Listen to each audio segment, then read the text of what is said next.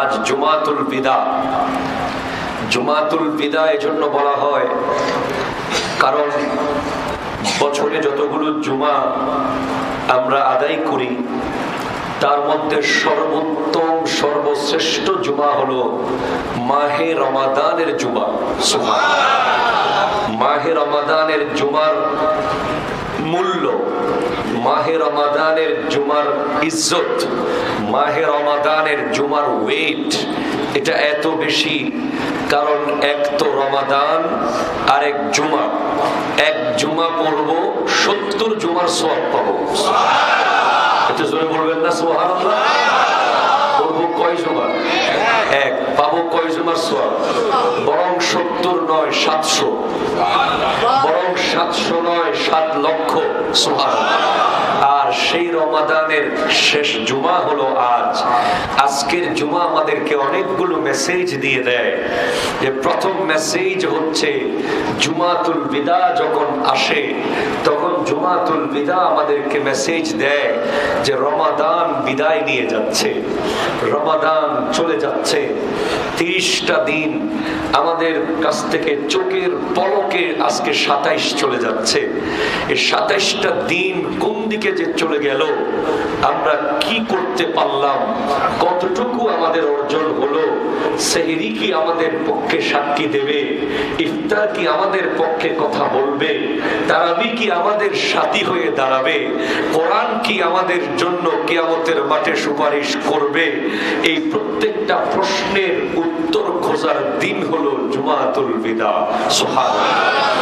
আজকের দিন আল্লাহ তাআলা আমাদেরকে অন্য 10 জন মুসল্লি যারা কেউ বা হাসপাতালে থাকার কারণে আসতে পারে নাই, কেউ বা বিভিন্ন কারণে মসজিদে আসতে পারে নাই, আমাদেরকে আল্লাহ আসার সুযোগ করে দিয়েছেন।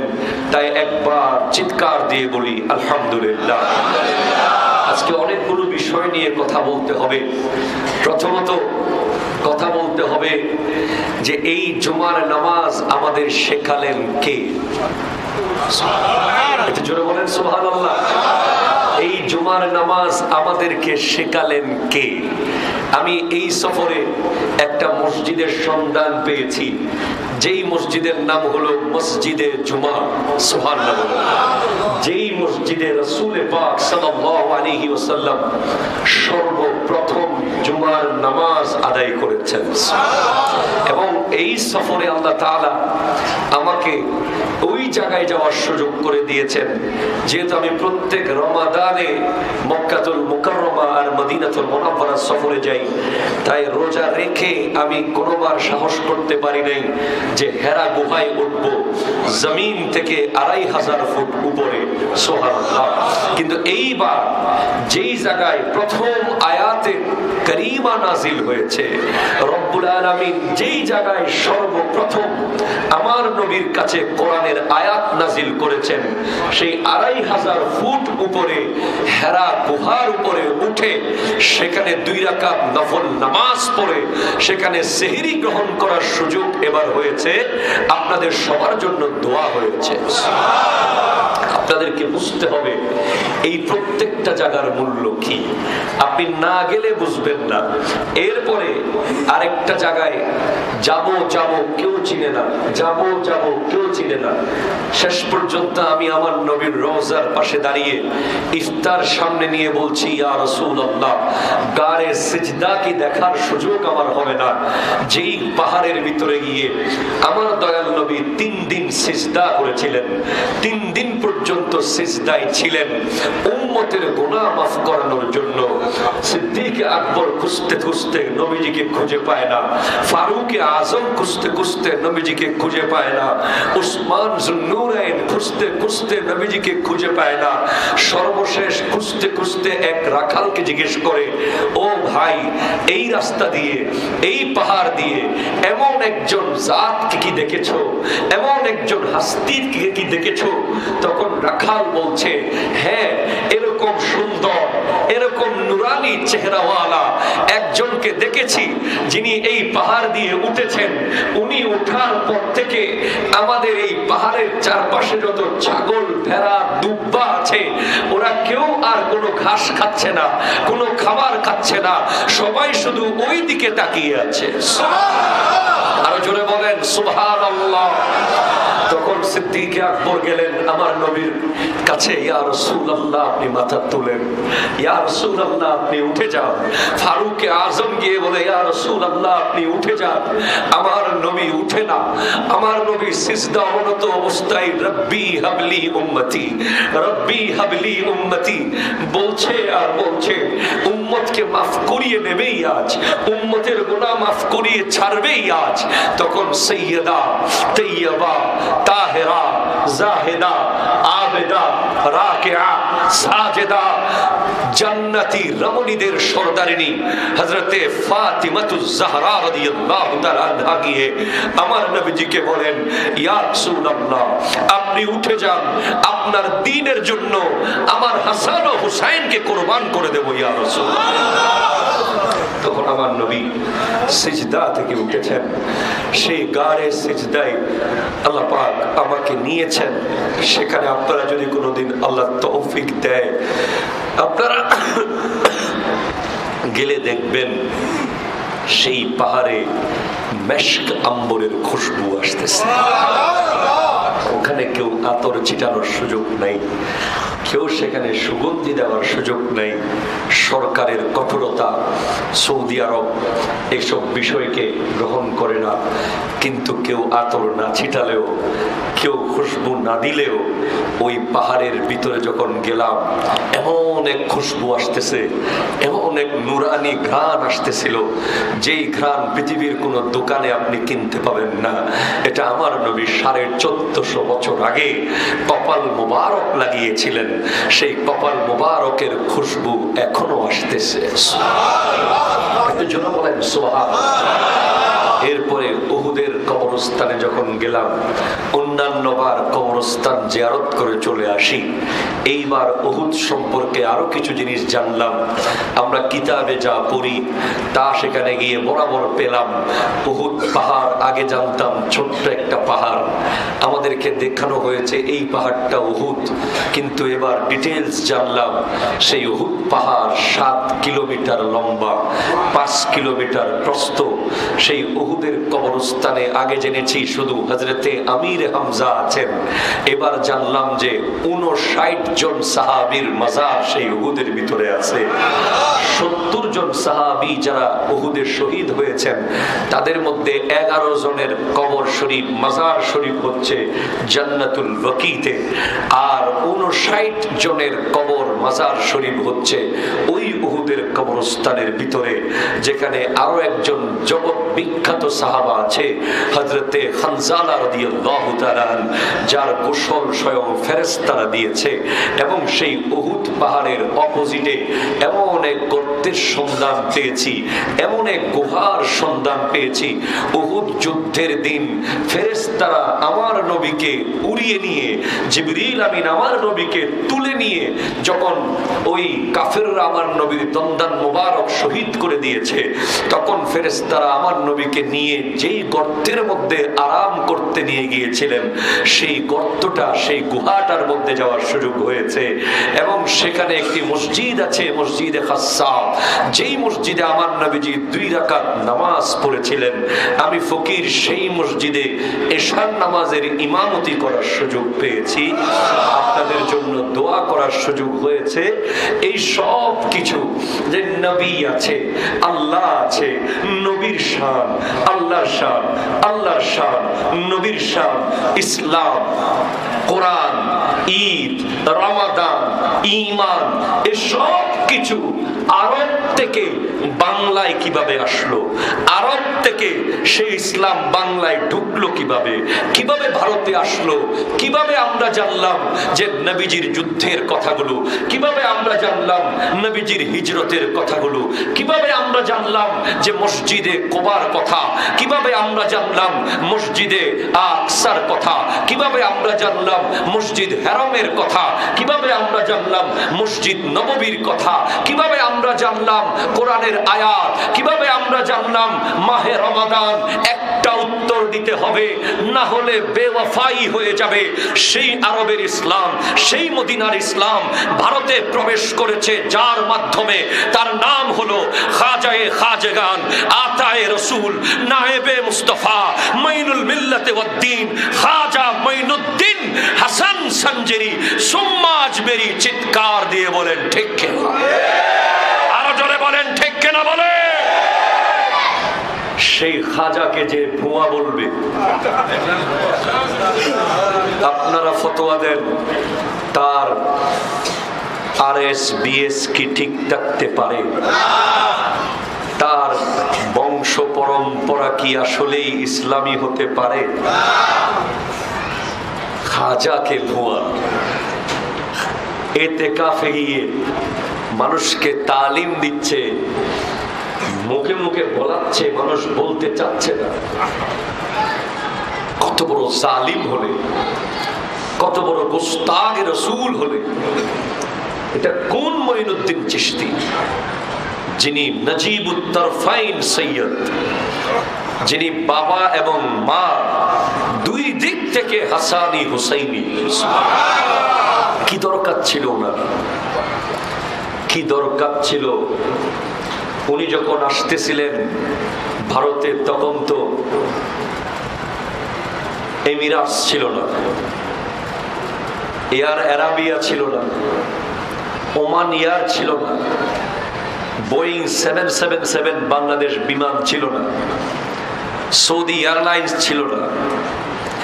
উনি যখন আসতেছিলেন তখন পার্সোনাল এয়ারক্রাফট ছিল না। উনি ওনার আগমন বন্ধ করে নাই। আপনার আর আমার আগমন, যাত্রা, বিমান যাবে না, যাত্রা বন্ধ। কথা বলেন না ঠিক কিনা? বলেন না। ফ্লাইট চলবে না, যাত্রা বন্ধ।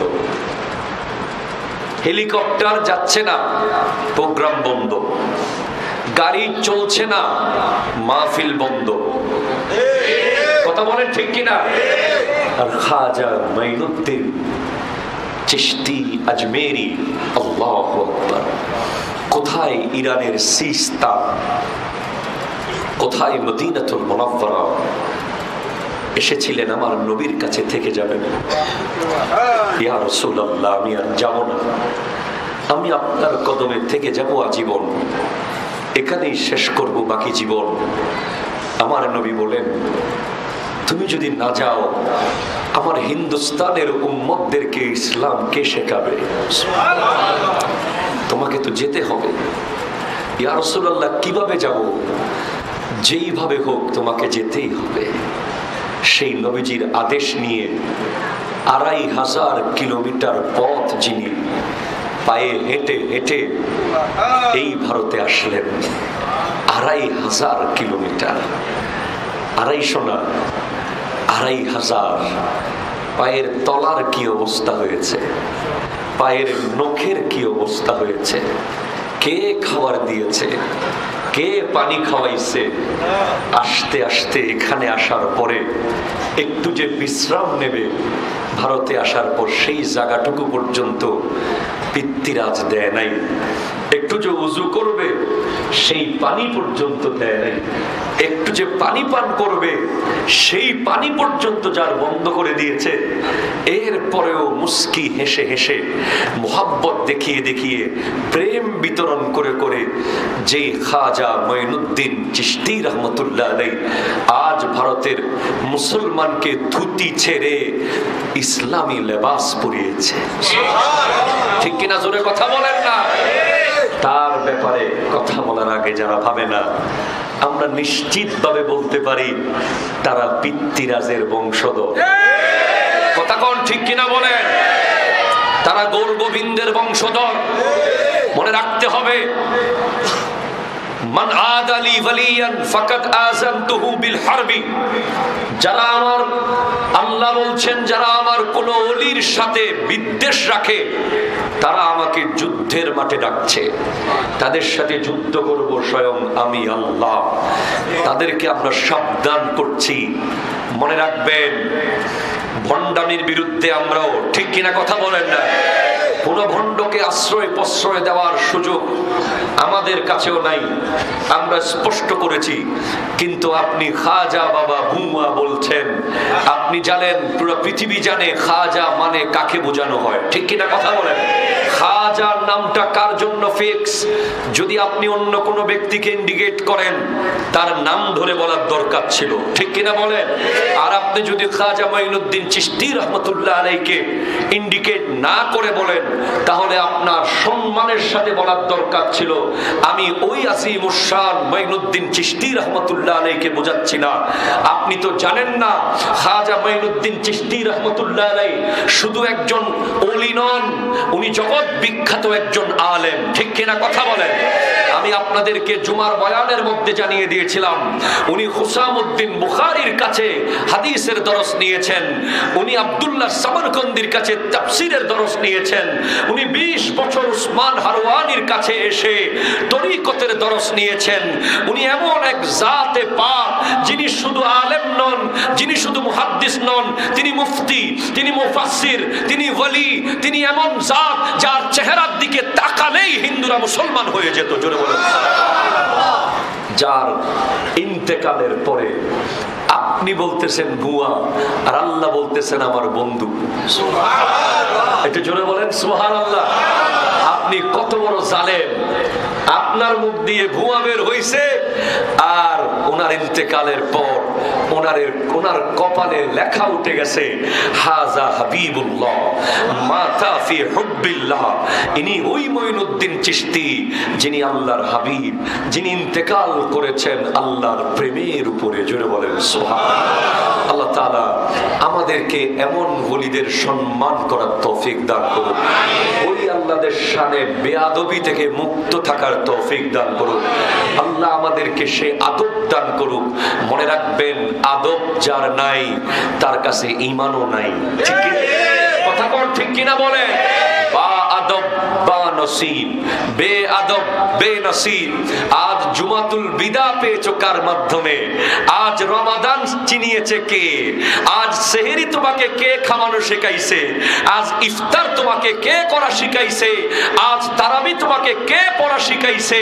সব কিছু খুঁজতে গেলে সবার আগে যার নাম আসবে তার নাম হলো মঈনুদ্দিন চিশতি রহমতুল্লাহ আলাইহি, এই ভারতের জন্য, ঠিক কিনা কথা বলে? আরো জোরে বলেন ঠিক কিনা? আমরা ওই গোস্তাককে তওবা করার আহ্বান জানাচ্ছি। আপনারা জানাচ্ছেন কিনা কথা বলেন? আমরা ওই গোস্তাককে তওবা করার আহ্বান জানাচ্ছি। আরে বেটা, তুমি ভুয়া বলতেছো আর ওইদিকে আমার আল্লাহ নূরের মিম্বর বানিয়ে রেখেছে। আমার নবী স্পষ্ট বলতেছেন ইন্না মিন ইবাদিল্লাহি লা উনাসান মা হুম বি আমবিয়া ওয়ালা শুহাদা ইউকবিতুহুমুল আমবিয়া ওয়াশ শুহাদা ইয়াউমাল কিয়ামাতি বিমাকানিহিম মিনাল্লাহি তাআলা ক্বালু তুখবিরনা মান হুম ইয়া রাসূলুল্লাহ ক্বালা হুম কওমুন তাহাব্বু বিরূহিল্লাহ আলা গায়রি আরহামিন বাইনাহুম ওয়া আমওয়ালিন ইয়াতাআতাউনাহা ফাওয়াল্লাহি ইন্না উজুহাহুম লানুরুন ওয়া ইন্নাহুম আলা নূর لا يخافون إذا خاف الناس ولا يحزنون إذا خزن الناس وقرأ هذه الآية ألا إن أولياء الله لا خوف عليهم ولا هم يحزنون। আমার নবীজি বলছেন আল্লাহর বান্দাদের মধ্যে এমন কিছু বান্দা আছে যারা নবীও নন, যারা শহীদও নন, কিন্তু তাদের মকাম দেখে, তাদের পর্যায় দেখে, তাদের চেয়ার দেখে, তাদের মসনদ দেখে, তাদের সম্মান দেখে কিয়ামতের মাঠে নবীগণ শহীদগণ পর্যন্ত খুশি হবেন, আশ্চর্য হয়ে যাবেন, প্রশ্ন করবেন এরা আবার কারা? এরা তো নবীও নয়, এরা তো শহীদও নয়। সাহাবায়ে কেরাম জিজ্ঞেস করছেন, ইয়া রাসূলুল্লাহ, তারা কারা? তখন আমার নবী বলছেন, হুম কওমুন তাহাব্বু বিরুহিল্লাহ, তারা ওই সম্প্রদায় যারা আল্লাহর বান্দাকে ভালোবেসেছে। যারা আল্লাহর বান্দাকে ভালোবেসেছে, কোন আত্মীয়তার সম্পর্ক ছাড়া ভালোবেসেছে, কোন ব্যবসায়িক লেনদেন ছাড়া ভালোবেসেছে। ফাওয়াল্লাহি ইন্না উজুহাহুম লানূরুন, তাদের চেহারা হবে কিয়ামতের মাঠে নুরানি। ওয়া ইন্নাহুম আলা নূরিন, তারা বসে থাকবে নূরের মিম্বরের উপরে। লা ইয়াখাফুনা ইযা খাফান নাস, যেদিন মানুষ ভয় পাবে তাদের কোনো ভয় থাকবে না। ওয়ালা ইয়াহজানুনা ইযা খাজিনান নাস, যেদিন সবাই চিন্তিত থাকবে তাদের কোনো চিন্তা থাকবে না। সুবহানাল্লাহ। আমার নবীর সাথে সাথে ওই আয়াত তিলাওয়াত করেছেন, আলা ইন্না আউলিয়া আল্লাহি লা খাউফুন আলাইহিম ওয়ালা হুম ইয়াহজানুন। সাবধান, ডবল তাকিদ দিয়েছেন আল্লাহ, ডবল তাকিদ। শুধু আলা বললে হয়ে যায় অথবা ইন্না বললে হয়ে যায়, দুটাই কঠিন মজবুত বোঝানোর জন্য আসে। আমার আল্লাহ ওলি আল্লাহদের ব্যাপারে ডবল শব্দ এনেছেন। আলা সাবধান, ইন্না নিশ্চয়, আউলিয়া আল্লাহ আল্লাহর ওলিদের লা খাউফুন আলাইহিম, তাদের কোনো ভয় নাই, ওয়ালা হুম ইয়াহজানুন, তাদের কোনো চিন্তা নাই। আল্লাযীনা আমানু ওয়া কানু ইয়াত্তাকুন, তারা ঈমান এনেছে এবং মুত্তাকি হয়েছে। সুবহানাল্লাহ। এটা জোরে বলেন না সুবহানাল্লাহ। মুত্তাকি হয়েছে, পয়েন্ট, মুত্তাকি হয়েছে। তারা মুত্তাকি, তারা মুত্তাকি, তারা মুত্তাকি। আজ এখানে অনেকে আছে যারা হয়তো বলতে পারবে আমি মুত্তাকি। 27 দিন পর্যন্ত তাকওয়ার প্রশিক্ষণ নিয়েছে। এটা জুড়ে বলেন সুবহানাল্লাহ। রমাদানের সাথে তাকওয়ার কি সম্পর্ক? রমাদানের সাথে তাকওয়ার কি সম্পর্ক? তাকওয়া মানে ওই সমস্ত কাজ থেকে বিরত থাকা যেগুলো কোরআন এবং হাদিস নিষেধ করেছে। ঠিক কিনা কথা বলেন? আপনি এই 27 দিন ওই সমস্ত কাজ থেকে বিরত থেকেছেন যেগুলো জায়েজ, যেমন ভাত খাওয়া, কথা বলে পানি খাওয়া, নিজের বিবির সাথে সময় কাটানো জায়েজ। তো রমাদান মাসে আপনাকে নিষেধ কাজ তো নিষেধ আছেই, যেগুলো সারা বছর নিষেধ। সুদ, কথা কয় না, ঘুষ, মদ, শরাব, গীবত, চুগলি, ওয়াদা খেলাফি, আমানতের খেয়ানত, মা বাবার সাথে বেয়াদবি, এগুলো তো সবসময় নিষেধ। এগুলো থেকে বেঁচে থাকা হলো তাকওয়া। আর রমাদানে আপনি হারাম থেকে বাঁচবেন না শুধু, রমাদান হলো কমান্ডো ট্রেনিং। সাধারণ তাকওয়া হচ্ছে সেনাবাহিনীর ট্রেনিং, সিপাহী, সোলজার। আর রমাদান হচ্ছে স্পেশাল ট্রেনিং। সুবহানাল্লাহ বলে না, যেখানে আপনি হালাল থেকেও বাঁচবেন। খাবার খাওয়া হালাল, পানি খাওয়া হালাল, চা খাওয়া হালাল, কফি খাওয়া হালাল, পান খাওয়া হালাল। ঠিক কিনা কথা বলেন না? খবরদার বিড়ি খাওয়া হালাল করেন না, কারণ এটাকে হারাম প্রমাণ করার সুযোগ আছে, অনেকভাবে হারাম প্রমাণ করা যাবে। সিগারেট খাওয়া আর ফাঁসি খাওয়া এক। কেউ ফাঁসি খায়া মরে গেল বিষ খায়া, আর কেউ সিগারেট খায়া মরল। দুটাই আত্মহত্যা। একটা 10 মিনিটে আত্মহত্যা, আর একটা 10 বছরে আত্মহত্যা। আমার এই সফরে একটা ঘটনা হয়েছে।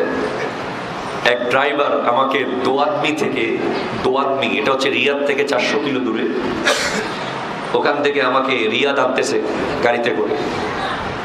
তার মনে একটাই দুঃখ, তার মা, তার স্ত্রী কেউ তাকে ভালোবাসে না, শুধু সিগারেটের কারণে।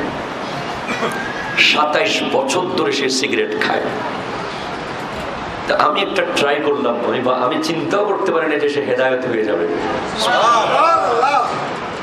আমি তাকে শুধু এতটুকু বলেছি, তুমি যখন একটা বেনসন সিগারেট ধরাও তখন তোমার মোবাইলের ওই ভিডিওটা তুমি দেখিও যে তোমার ফিলিস্তিনের এক বোন, এক ভাই ঘাস খাচ্ছে, ভাত খাচ্ছে না, কি খাচ্ছে? ঘাস। এভাবে মাটি থেকে ঘাস তুলে নিয়ে চাবাচ্ছে।